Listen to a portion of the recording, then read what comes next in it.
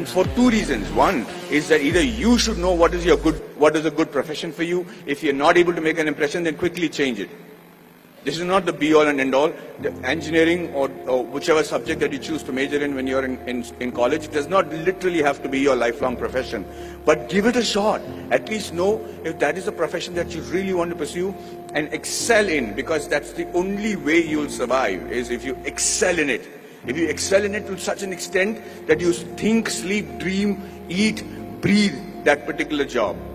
And I do that with acting. And I'm telling you, I do not know what else. I would have been a really bad soldier because I think I'm a really good actor. I'm involved completely, 100% of the time. I'm doing research. If I have free time, I'm going to YouTube and finding out what is a different method of acting. I just do that with a passion. If you're not doing that for your profession, know that you're in a secondary profession. Know that you're doing something which the Lord has not made you to achieve glory in. So you have to give it that shot.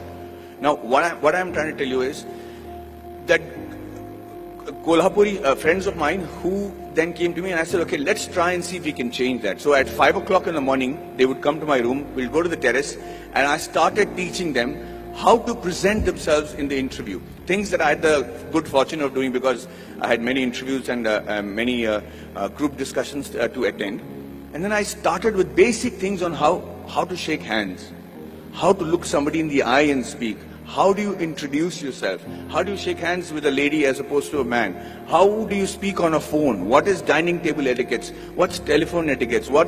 When do you use a shrimp fork or a salad fork or people might think I don't require that. I'm never going to work on those things. I'm doing my father's business. But you never know.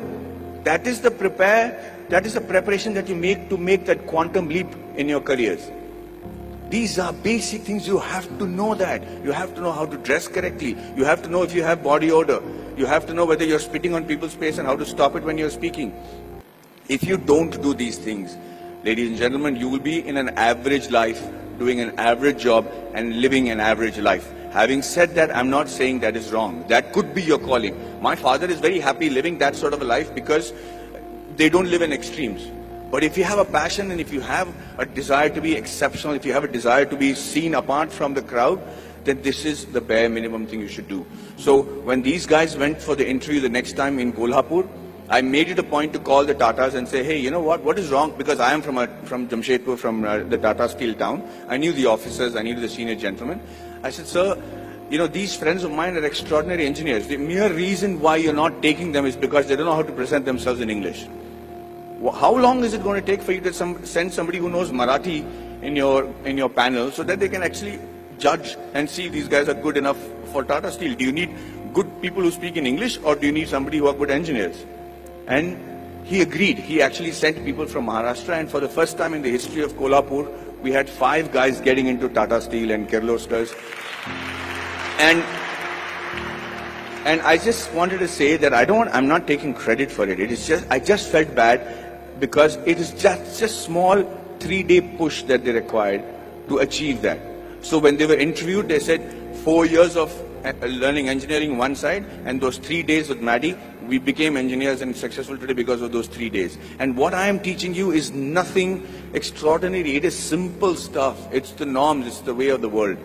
So yes, we are all radicals here. I mean, you guys are very awesome students. You're sitting there quietly listening to me. We used to make a ruckus if somebody came to give a speech.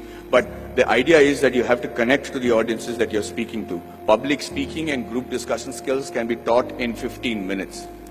I used to challenge my students that I should say, I will hold each and every one of your attention for 15 minutes because I will say such relevant stuff that you will be forced to pay attention to me.